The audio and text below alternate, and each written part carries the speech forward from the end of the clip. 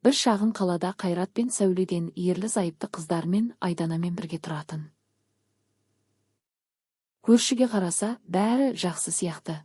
Үйлері бар, отбасы тыныш. Бірақ шын мәнінде әке-шешесі ақша мен пайдаға көбірек көңіл бөлетін. Бір күні қысқы кеште Айдана бөлмесінде тарих пәнінен сабақ оқып отыр еді. Сол кезде әкесі қатты дауыспен шақырды. Айдана, бері келші, сөйлесеміз.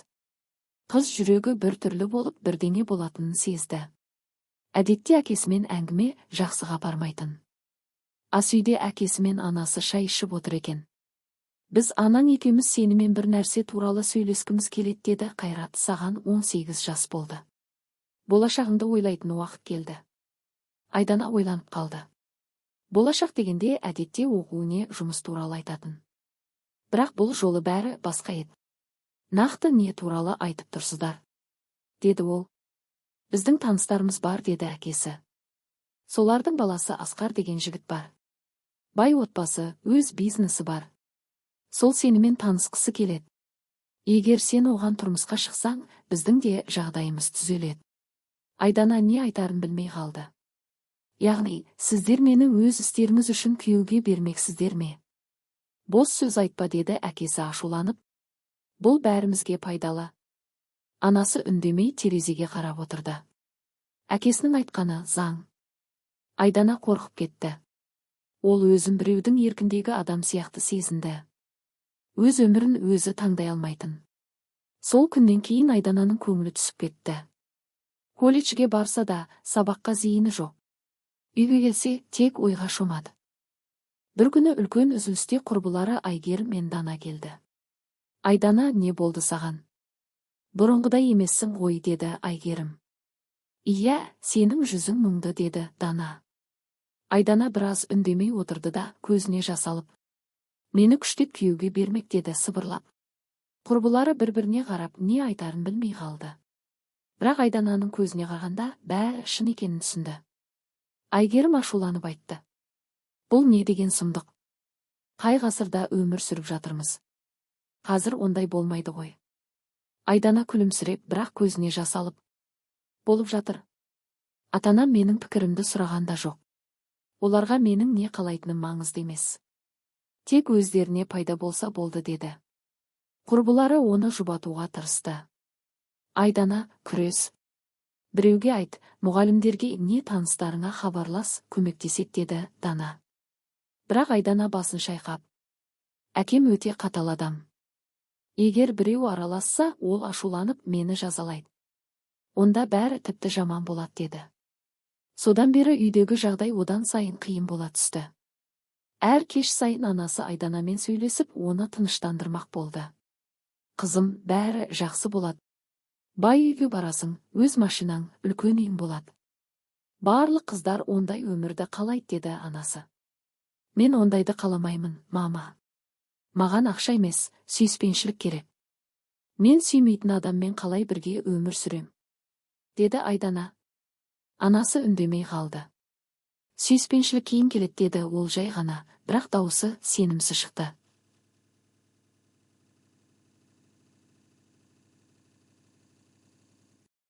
Айдана сезді, анасы да бұл жағдайды қаламайды, бірақ күйеуінен қорқады. Ол тек ұрыспау үшін бәріне көне берді. Кешке Айдана күнделігіне жазды. Мені сатқалы жатқан сияқты. Не істерімді білмеймін. Егер қашып кетсем, қайда барам? Маған кім көмектеседі? Жазу оның жалғыз жұбанышы болды. Сол арқылы ол ішіндегі ауыр сезімін шығаратын. Кейде теледидардан біреудің тойдан қашып кеткенін, өз еркімен шешім қабылдаған қыз жігіттерді көретін. Бірақ ол үшін мұның бәрі ертегі сияқты еді. Ол қашып кеткісі келді, бірақ қайда барарында, қалай өмір сүрерінде білмеді. Егер қашып кетсе, ата-анасы оны тастап кетеді деп қорықты. Уақыт өте берді. Күндер өтті, апта артынан апта өтті. Сөйтіп Айдана мен Асқардың алғашқы кездесуі жақындап қалды. Әкесі бәрін өзі ұйымдастырды. Асқардың ата-анасымен сөйлесіп, тойдың күнін белгілеп қойды. Ресторанға тапсырыс берді, туыстарды шақырды. Той күні таңертең Нұрлановтар үйі шуға толы еді.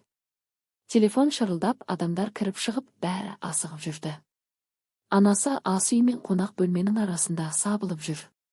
Әкесі туыстарға тапсырма беріп бәрін асықтырып жатыр. Ал Айдана өз бөлмесінде отыр. Қараса, шкафтың есігінде ақ көйлек ілулі тұр. Көйлек әдемі болғанымен оған ұнамады. Өте үлбірек, өте жарқыраған, өзі сияқты көңілсіз қызға мүлде жараспайтын. Ең қиыны, ол бұл көйлекті киюді ешқашан армандамаған еді. Айданаға тіпті бұл көйлек денесін ғана емес, жанын да қысып тұрғандай сезілді. Түске қарай үйге туыстар келе бастады. Тәтесі Гүлнар, бөле сіңісі Назгүл және басқа ағайындар. Әрқайсысы кезек-кезек келіп Айдананы құттықтап жатты. Қандай сұлу келіншек. Бақытты бол, Айдана. Міне, бай, сымбатты күйеуің бар. Ата-анаңа рахмет, бәрін керемет ұйымдастырған. Айдана күлімсіреді, бірақ іші ашып тұрды. Барлығының айтқаны жалған сияқты еді. Бірақ әкесінің бір ғана суық қарасы бәрін тоқтатуға жеткілікті. Сол үшін Айдана үндемей бәрін істей берді. Шашын сәндеп жатқан шаштараз әйелді анасы арнайы шақырған. Айдана айнаға қарап отыр, ішінен жылап. Кенет далада көлік келіп тоқтады. Төмен түскенде қымбат костюм киген Асқар шықты. Ұзын бойлы, сымбатты, бірақ жүзінде қуаныш жоқ. Айдана оның көзінен суықтықпен біртүрлі шаршауды байқады. Мүмкін ол да мен сияқты бұл некеге қарсы шығар деп ойлады. Асқар, тезірек, уақыт жоқ. Той басталғалы жатыр. Деді әкесі қуанып қолын қысып. Иә, деді Асқар қысқа ғана. Тікелей некелесу орнына барайық. Айдана оның да бұл жағдайға қуанып тұрмағанын сезді. Бірақ бұған ешкім мән берген жоқ. Бәрі тек. Қандай бақытты күн. Қыздарыңызға қандай жақсы күйеу таптыңыздар. Деп әкесін мақтап жатты. Айдана мен анасы дәліздегі айна алдында тұрды.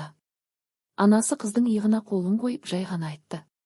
Бәрі жақсы болады, қызым. Кейін бізге рахмет айтасың. Айдана үнсіз қалды. Ол айнадағы өзін танымады. Ақ көйлек киген қыз емес, қорқынышқа толы жан қарап тұрғандай еді. Ішінен, бұл жақсы емес, бұл менің өмірімнің ең қорқынышты күні деп ойлады. Оған бәрі тұзақ секілді көрінді, ал ол сол тұзақтың ішінде. Көп ұзамай барлығы көліктерге отырды. Айдана мен Асқар бірінші көлікке мінді. Олар некелерін қиятын ғимаратқа қарай жолға шықты. Айдана терезеден сыртқа қарап отыр, ештеңені байқамай. Жүрегі қатты соғып, демі жиілеп кетті.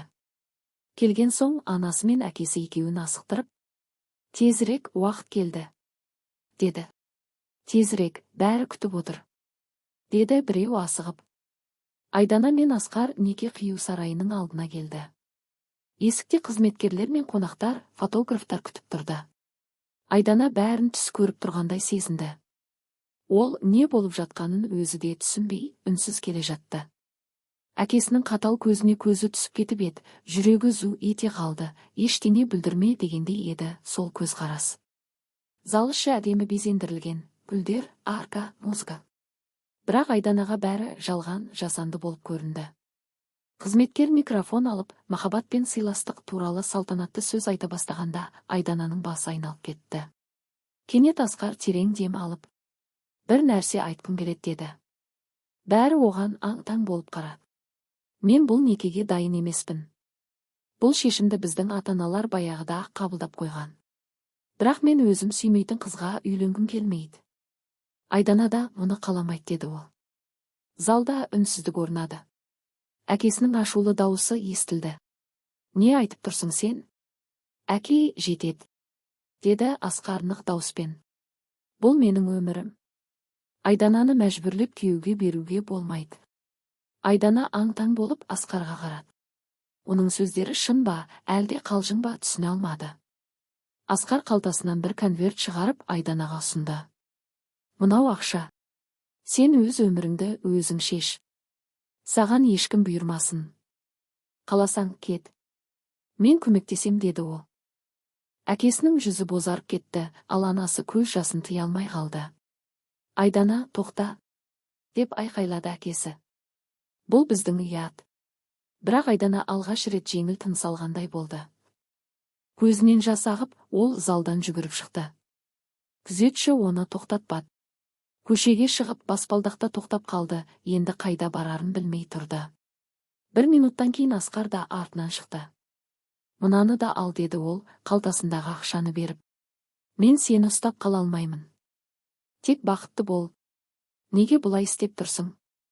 Деп сыбырлады Айдана. Өйткені мен басқа адамның еркін сатып алатын өмірді қаламаймын, деді Асқар сабырлы дауыспен. Махаббат қорқыныштан тұрмайды. Олар екеуі неке сарайының алдында тұрды.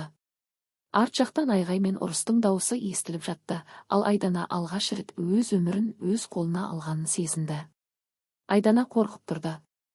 Қазір ата-анасы келіп, оны ұстап алып, қайта ішке сүйреп кететіндей сезілді. Асқар да мұны түсінді. Сондықтан тез айтты. Айдана, басқа қалаға кет. Тіпті қала болса да мейлі. Мен кейін хабарласам, егер қаламасаң түсінем, деді ол асығыс. Рахмет, деді Айдана сыбырлап. Ол Асқарды құшақтап алды. Бұл құшақтауда махаббат емес, тек алғыс пен түсіністік болды. Асқар оған басын изеді, ал Айдана жүгіріп кетті. Ол көшеге шықты, машиналар мен адамдардың арасынан өтіп көзден ғайып болды. Жолда жүгіріп келе жатып көзінен жас ақты. Бірақ бұл жолы ол қорқыныштан емес, үміттен жылады.